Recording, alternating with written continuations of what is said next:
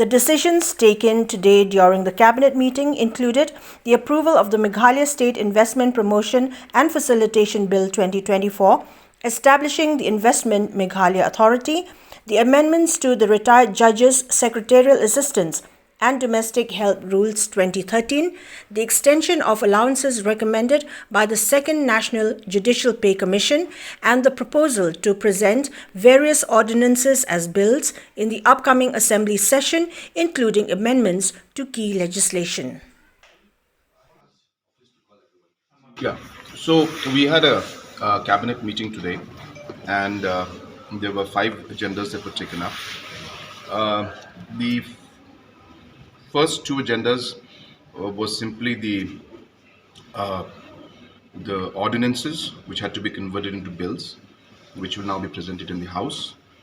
First is the amendment of the Captain Williamson Sangma State University Act. The ordinance was passed a few weeks back or months back. Number 2 was the Contingency Fund of Meghalaya Amendment Bill 2024. Again, this was an ordinance which was now converted into a bill and will be presented in the House. The third agenda was basically a proposal to amend the Retired Judges' Secretarial Assistance and Domestic Help Rules 2013. This was done last in 2015, and hence there was a request that came in from the judicial officials from the judiciary, from the High Court, and based on those suggestions, the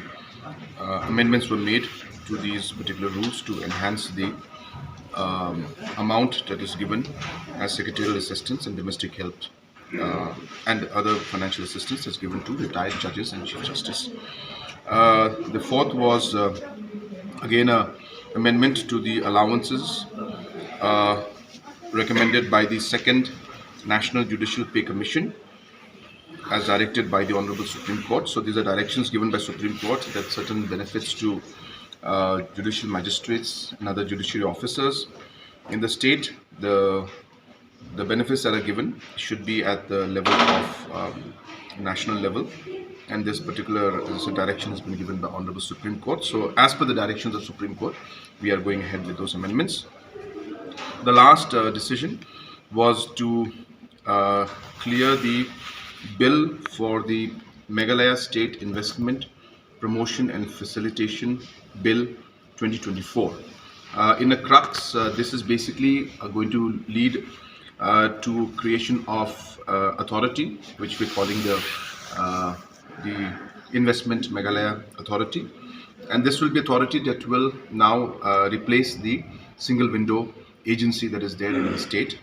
The reason it's being done is because the single window agency has been there for a long time, and there are many areas which need to be improved, and hence now by coming up with this new bill, this is going to be a unified system where unified applications will be done through portals, and there will be all different departments will be part of this, and there'll be a tracking system to track in all the investments that or all the applications for investments that are coming to the state will be done. There's been different categorization based on the amount of investment, and so the smaller investments of below 1 crore will be cleared by a committee headed by Deputy Commissioner, and any investment between 1 and 10 crores will be cleared by a committee headed by the Chief Secretary, and any committee and any investment more than 10 crores will be sent to the IMA authority, which is headed by Chief Minister, and hence this will facilitate the easy application process, easy tracking process, and a system that is going to allow ease of doing business and improve the overall ease of doing business in the state of Meghalaya. So this particular bill was approved by the Cabinet, and this will be placed in the House for approval.